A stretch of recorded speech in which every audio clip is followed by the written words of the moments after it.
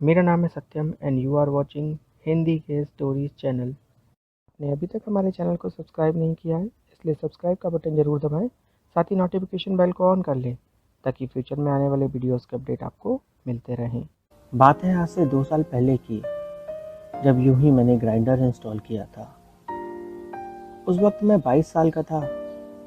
लोगों की भीड़ में कुछ सच्चे और कुछ अच्छे साथी ढूंढने की कोशिश कर रहा था। मैं दीवानों की तरह वहाँ प्यार तलाश रहा था और मैसेज आते थे, आर यू टॉप और बॉटम, कभी कभी टी या बी या फिर वर्स। बड़ा बुरा लगता था। दिल के अरमान यूं चूर चूर हो रहे थे। क्या कोई सच्चा इंसान नहीं था ग्राइंडर पे जो मेरी तरह प्यार तलाश रहा हो? शुरुआत में बहुत दिक्कत होती थी। लोगों को सबसे पहले कुछ देखना होता था तो वो है आपका चेहरा। मुझे बहुत डर लगता था अपना चेहरा दिखाने में, पर कभी कभी कुछ प्रोफाइल्स जिनमें पिक्चर्स लगे हुए होते थे और वो जेन्युइन मालूम होती थी, तो बहुत मुश्किल से उनको अप्रोच कर पाता था। आप चाहे कम आउट किए हो या नहीं, पर आपको सामने वाले की भी फीलिंग समझनी चाहिए। लोग आपसे फ़ोटो मांगते हैं और आप भेज भी देते हैं, फिर वो आपको ब्लॉक कर देते हैं, जिससे सिर्फ उनको आपकी शक्ल से ही मतलब था, आप पे जो इंसान है उससे नहीं। कुछ लोग ही थे जो बिना फोटोज़ के भी बात करते थे, तो थोड़ा अच्छा लगने लगा था। चलो भूसे के ढेर में कहीं एक सुई तो मिली और शायद कोई उम्मीद जगी। पर जब एक उम्मीद जग जाती है तो और उम्मीदें अपने आप जगने लगती हैं। कई मैसेज आते थे, अपने प्राइवेट पार्ट्स के पिक्चर्स के साथ भेज। लोगों को ये समझना चाहिए, हर कोई हब्सी नहीं यहाँ, जानवरों को भी समझ होती है। पर खैर छोड़ो, हम तो इंसान हैं। हम कहाँ किसी के जज्बातों को समझना पसंद करते हैं। हम अभी ऐसे देश में हैं जो कि किन्नरों तक को अपना ना पाए, तो वो गेज और लेस्बियन को तो अभी दूर ही रहने दो। लोग जानते भी नहीं उसके बारे में, और अगर क्वीर की बात करें तो उनके सर के ऊपर से जाएगी।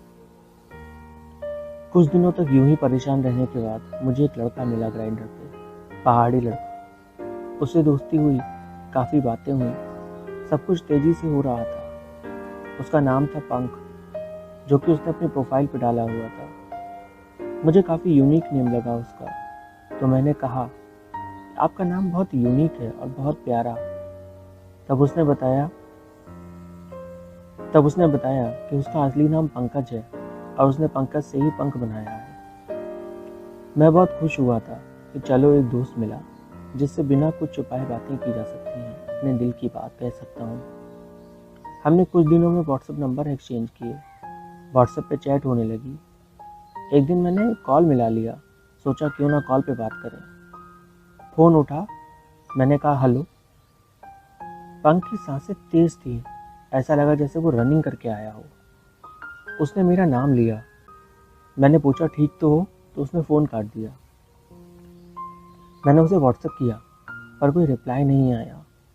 मुझे बेचैनी हो रही थी। अपने मन को शांत करने के लिए ग्राइंडर पे गया। फिर से कुछ घंटों बर्बाद किए।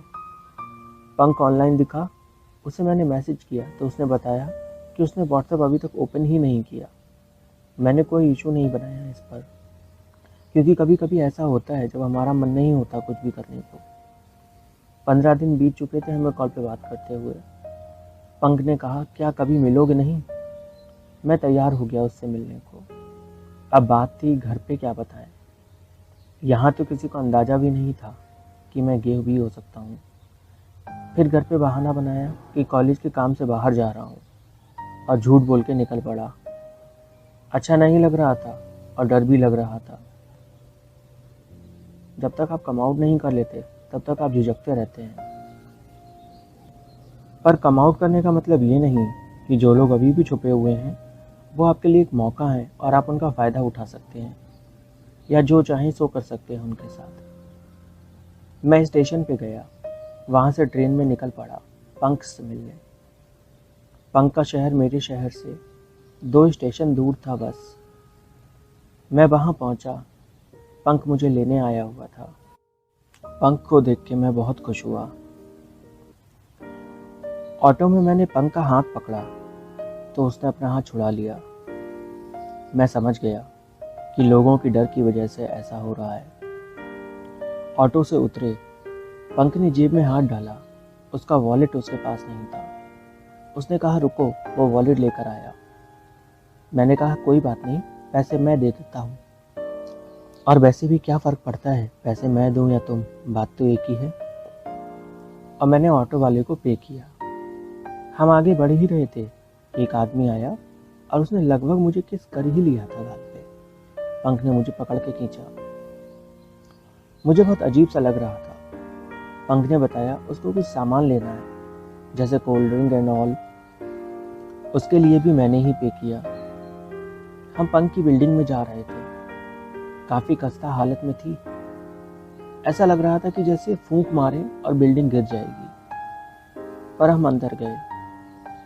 उसका रूम एकदम क्लीन था, काफ़ी अच्छा लग रहा था देखने में। उम्मीद भी नहीं कर सकते आप कि उस तरह की बिल्डिंग में ऐसा घर भी देखने को मिल सकता है। मुझे टॉयलेट लग रही थी। मैंने पंख से पूछा वॉशरूम कहाँ है। उसने मुझे वॉशरूम बताया। मेरी आदत नहीं थी कि कभी भी मैं खुले में टॉयलेट करूँ, इसलिए मैंने उससे वॉशरूम के बारे में पूछा। जब मैं वॉशरूम से लौट के आया तो देखा पंख ने काफ़ी अरेंजमेंट किए हुए हैं, बिस्किट्स, कोल्ड ड्रिंक, पेस्ट्री और मेरे फेवरेट गुलाब जामुन। मैंने गुलाब जामुन देखते ही उसे गले लगा लिया, पर ऐसा लगा जैसे वो मन से गले नहीं मिल रहा मुझसे। हमने बातें शुरू की। मैंने उसे किस करना चाहा तो उसने मुझे रोक दिया और मुझे गुलाब जामुन खाने को फोर्स करने लगा। मैंने गुलाब जामुन खाया। दरवाज़ा खटक रहा था, कोई गेट पे था शायद। पर ना जाने क्यों मुझे भारीपन सा लग रहा था। और मैं कब बेहोश हो गया? जब मेरी आँख खुली तो मेरे शरीर में जान नहीं थी और मैं बेहोशी में बेबस बस रो रहा था। मेरे मन में एक ही सवाल था, आखिर क्यों?